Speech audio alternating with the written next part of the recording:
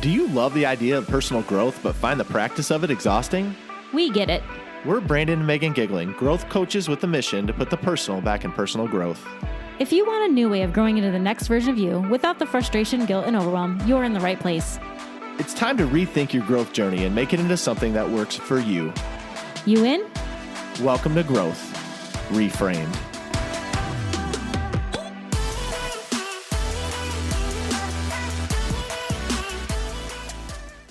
Welcome back to Growth Reframed. This week on the podcast, we are talking about leadership. And before you think to yourself, hang on, I'm not a leader, let me turn this off, I want to challenge you today to listen through because we are of the belief that everyone is actually a leader. Yes, absolutely. I mean, that's the thing when you talk about leadership, and I even think about, what to even name this episode so that people actually listen, because the reality is no matter what you do, you're a leader. If you're a stay-at-home mom, you're a leader for your family, for your kids. If you work in an office, my guess is there's people under you or there's people around you that are looking at you, and you're a leader no matter where you're at.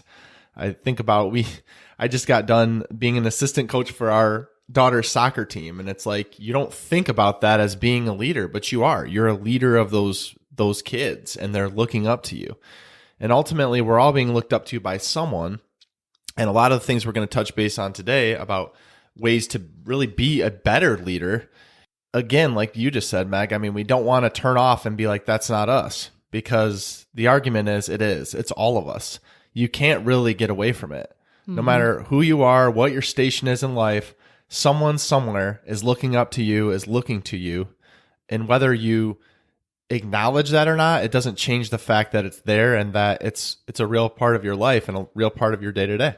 Yeah, I love that because, I mean, even if we don't think of ourselves as a leader at work or a leader in our house, depending on where we are in this life's journey, it doesn't mean that you're not looked up to. And I love that that's your definition for this conversation, because somebody somewhere, like you said, is looking and is watching and does take something from you. So I'm super pumped that you said it like that because I love it. Yeah, and the other piece of advice that I would give is, even if you're like, you know what, Brandon, Meg, you're just wrong. Like, I don't lead anyone. It's just me.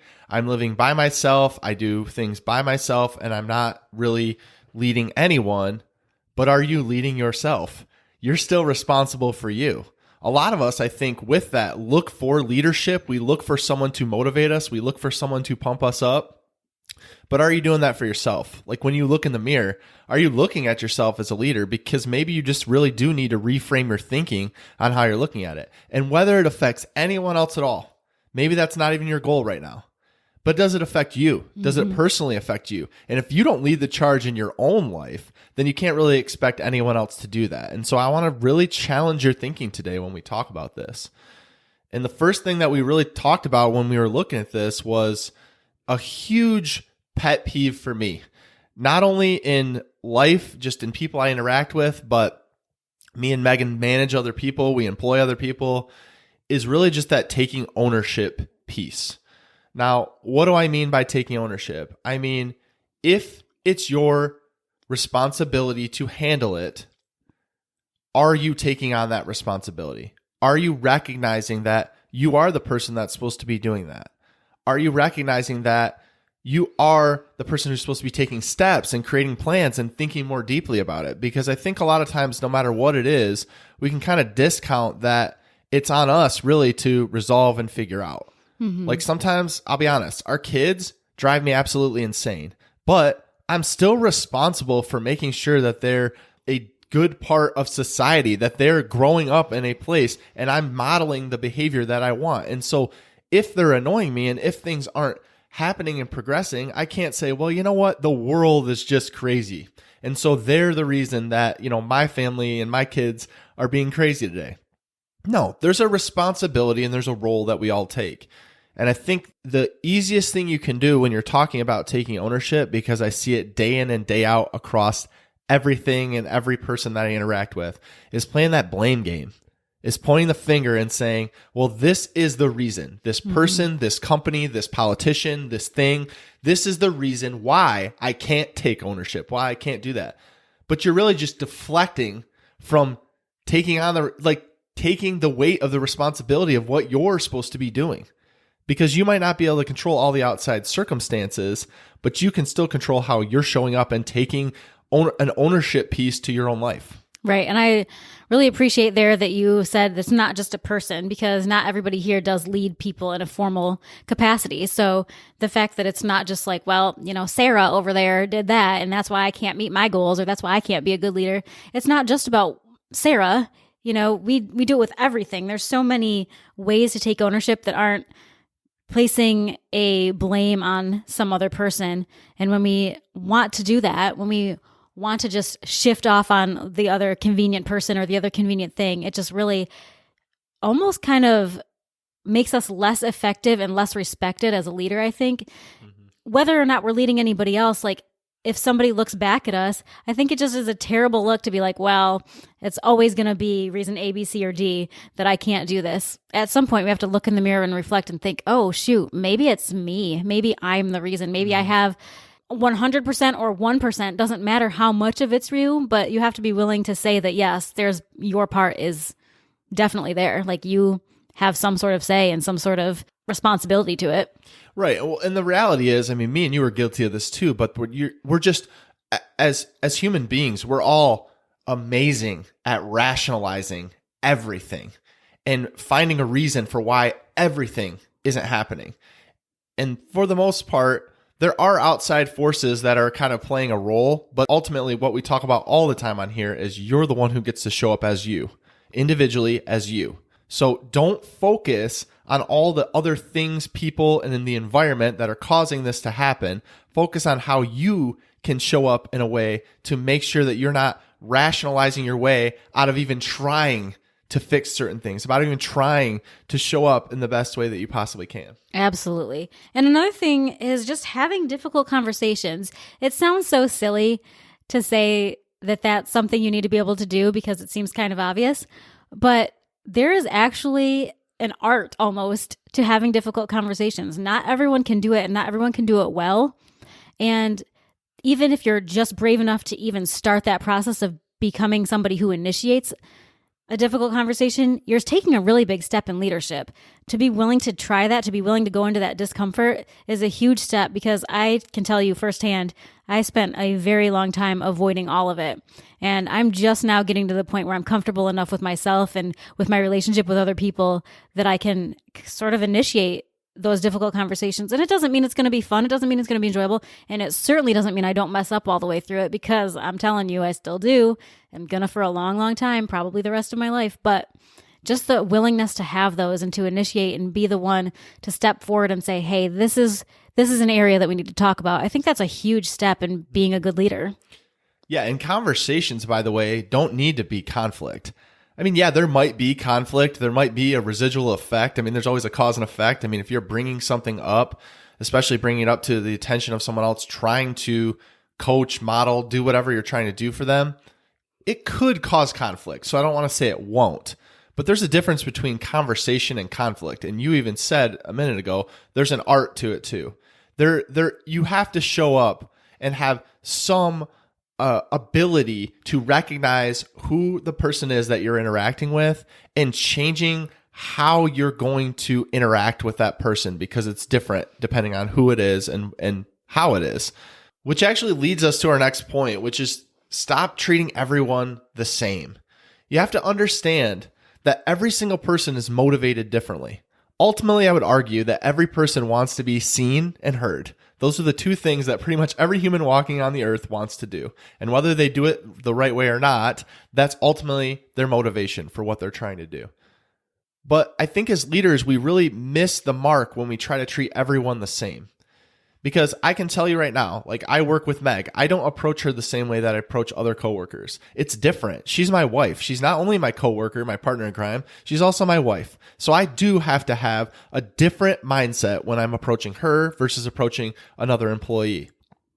This goes back even as easy as thinking of, we've talked in the past about love languages. If you're not familiar with love languages, it's like how people receive love and how they like to give love.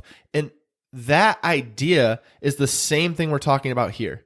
Every single person is motivated in a different way. So if you come firm and you're yelling at them and saying you expect this, that, and the other, and and you've been trying that for a while and it doesn't work, try to shift your approach. Maybe you're more compassionate. Maybe you show up with more empathy.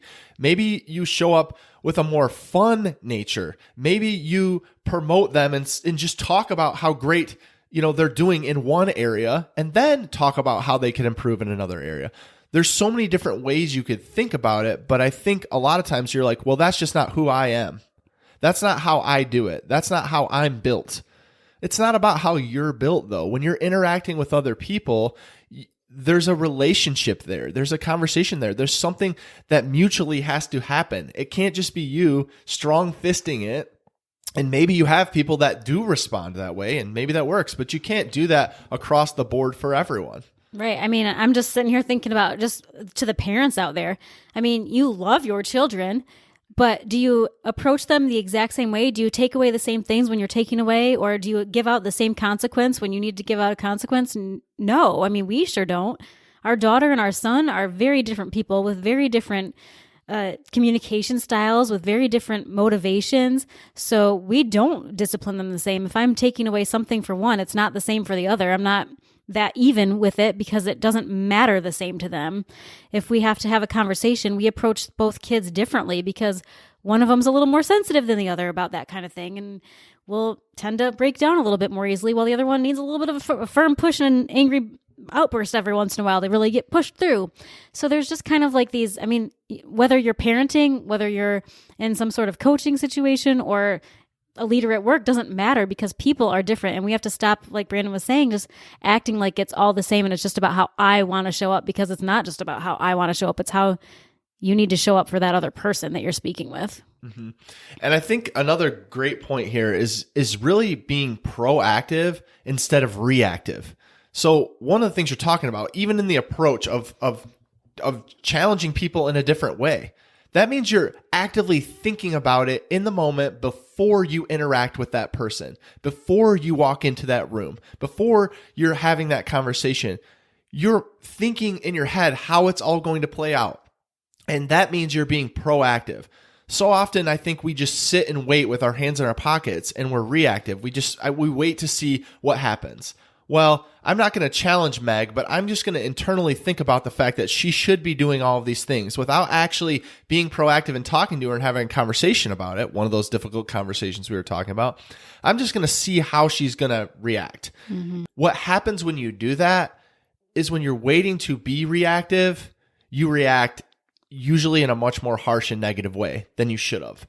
Because if you're thinking about it and you're trying to be proactive in how you're going to approach that person in that situation, then you've kind of already, like I've said, you've thought through how things might go. Now they're not always going to go that way.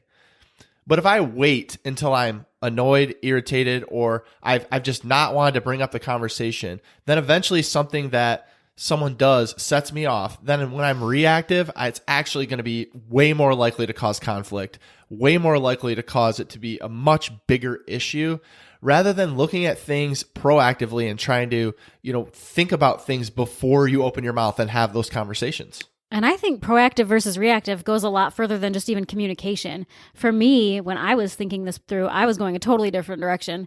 I was thinking more like, for instance, a business plan would be proactive rather than reactive. You're saying and setting your goals and then working toward them rather than being like, oh, let's see what happens here. And then when the problem arises, deal with it then. So I was taking a totally different approach. So I loved listening to you talk about it in that way, because that was not where my brain was on that one.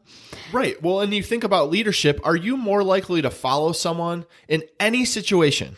Say there's an emergency situation. Are you more likely to follow someone who has a plan or someone who's just running around like a crazy person? Right. No, you want someone to have a plan. You want someone who's leading you to know what they're doing, to know how to lead. Right. So that's the whole thought. Like you said, whether it's a business plan or just a plan for how the day is going to go with your kids, you can plan those things out rather than just reacting in the moment. Like, what are we going to do? Right. We know exactly. I mean, of course, nobody knows everything, but we know exactly the kinds of problems that are going to come up in our day to day, whether that's at work or at home. We know the issues that tend to pop up.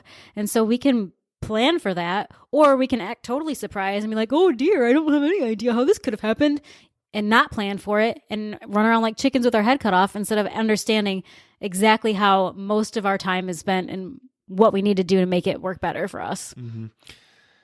Yeah, the next thing really is we had a chance to talk to our friend Scott Miller. We've had him on the podcast a few times, and we talked to him a few weeks ago, but he talks about this a lot. But it's identifying your blind spots, knowing that you have blind spots. No matter who you are, you have a blind spot. A blind spot is simply just an area in your life that could use improvement, but you have no idea that it's there. But the way that people usually show you a blind spot is it keeps getting brought up in every single thing that you're doing.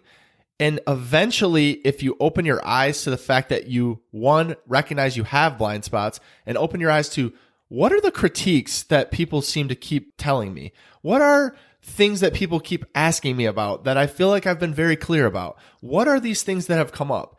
You have to understand you have them to be able to recognize them. Also be open to hearing other people's advice, to trying to work on those blind spots and trying to improve. Because the fact is we all have them. And in a lot of ways, like everything else might be going great, but those blind spots could be holding you back from what you're actually trying to accomplish. So you have to be more open to it and understand that you have it. Don't let your ego get in the way. Don't think you know how to do absolutely everything. Like I think about for work, like we're bringing people on because they know how to do things that I don't know how to do.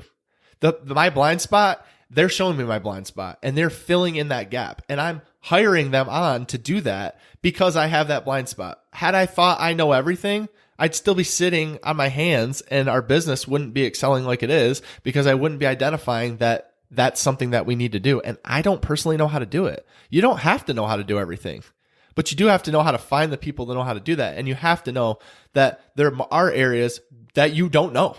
Right. And there's nothing wrong with that. None of us know everything. Right. And if it's a personality type blind spot, not just like something that you're working on, like that you can hire out. Like sometimes it's just personality. And I think that's fine to have those. We all have them. Not everyone knows how to interact perfectly all the time. They're personality flaws, right? I mean, that's common. That happens. We all have areas in our personality, in our demeanor, and the way we show up that might not be perfect all of the time. And I think if we address that, and even, I mean, you could address this in so many ways. You could get training, you could get coaching, you could get therapy, depending on what it is. Like there's so many different ways to address them and make yourself better than just sitting there and doing nothing or refusing to see them, because not everything is going to be hireable. Not everything is something that you're like, I don't know how to do this and I'm not going to find the time. There are certain things that you must do. You must learn how to interact with people and you must learn how to take the time to do those kind of things. And if you can't do it on your own, that's where the coaching and the mentorships, those things really matter. Yeah, and that's so important because like our next point was modeling that behavior you want. So really what you're doing in everything you're doing, and I'm so guilty of this because I'm like, why won't so-and-so just do the thing I want them to do? Why won't people show up in a meeting the way I want them to do it? And then I'm like, wait a minute, I need to model the behavior that I want. This works at home if you're with your kids. It works when you're out interacting with other people. It works if you're at your job. Mm-hmm. You want to model the behavior that you want. You need to show people. You can't just expect that they're going to just know, especially if it's something new. You have to show and model what you want. Again, it goes back to being proactive. You're doing something on purpose to show them what you want. And then you sometimes have to do it over and over and over again before they get to that place, because you do have to have some patience there. And maybe there will be a need to have some of those difficult conversations we were talking about. But the point is you have to be willing to model the behavior that you want, not just expect that people are going to do it because you think they should without ever communicating that. Mm-hmm. I'm just thinking about our kids and how our daughter freaks out when our son will hit her or do whatever, but then she hits right back. And we always try to tell her like, hey, you understand that if he does that and you do it right back, you're just telling him that it's okay to do that, right? Like you understand that in order for him to understand that it's not right, you have to also do that. Because if you're just hitting him back, then what's that telling him? It's telling him that it's okay to hit. And that kind of applies everywhere. I mean, if you're showing up in a way that you don't want other people to show up, you're telling them, hey, it's okay to show up like this. I am, so you should too. It's the same thing whether you're talking about hitting or leadership or anything, doesn't matter. It's the same dang thing, just one way or another. Mm-hmm. Well, and it ties in completely with that too, to have a positive attitude when you're thinking about it too. A lot of times you can get into a negative place when you're trying to lead people, when you're trying to do all these things that we've already mentioned today. It's difficult. It's a difficult thing to do, but you need to show up with a positive attitude. Now, I will say this for a fact. It is a balancing act. It is difficult. It's difficult, but it's not impossible. You can be firm, but also be positive. You can be firm, but also show appreciation for when people are doing good things. It's really easy to fall into that position of being a nag, of constantly helicoptering over people and saying, well, you didn't do this, this, or this, and forget the silver lining on the other side, that there are positive things to look for too. And again, this goes back to modeling. If you see one of your kids doing something that the other kid's not, you can praise them out loud in public in front of everyone else. And then your other kid's like, hey, I want some praise. And then they'll bring up their behavior to match that person's behavior. You can do that with employees. You can do that with your friends. You can do that with everyone. Again, everyone wants to be appreciated. And so if you're publicly appreciating it and trying to stay positive, putting a positive spin on what you're doing, I know it's so easy to focus on the negative, but we can't forget the positive. We just can't. I'm actually in a mastermind right now with Patrick Bet-David, and a lot of the people are other business owners. And he asks all the time, how often are you showing your employees that you appreciate them? How often are you telling your spouse that you appreciate them? How often are you telling your kids that you appreciate them? And the deafening silence is unbelievable. I mean, these are huge business owners with like hundreds of employees, and they never tell an employee how great they're doing.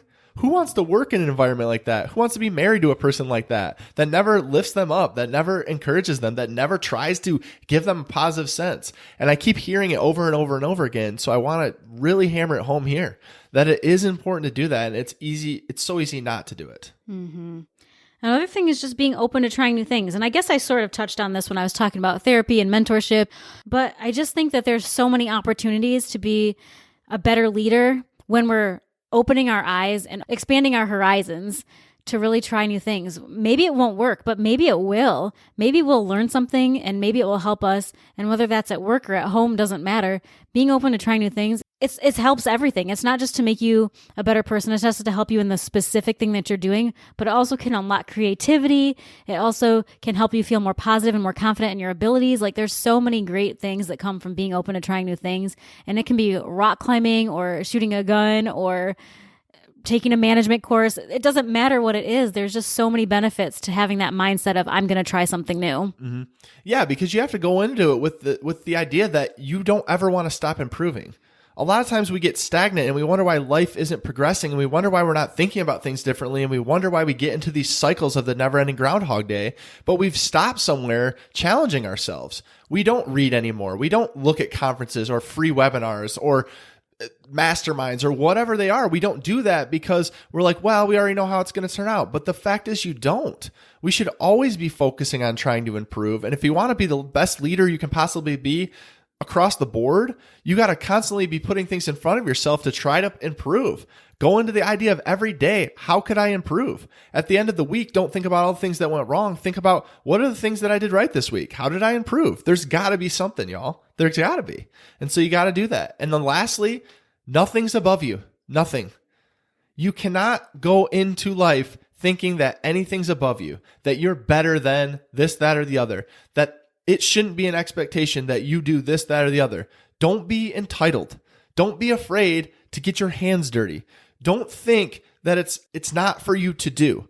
Because let me tell you, as a passionate leader, when you see them rolling up their sleeves and getting down in the trenches with you, rather than just putting expectations on you and then, clocking out at noon every day, what difference does that make when you work around people like that, when you're involved with people like that, who are not willing to just talk the talk, but they're willing to walk the walk with you?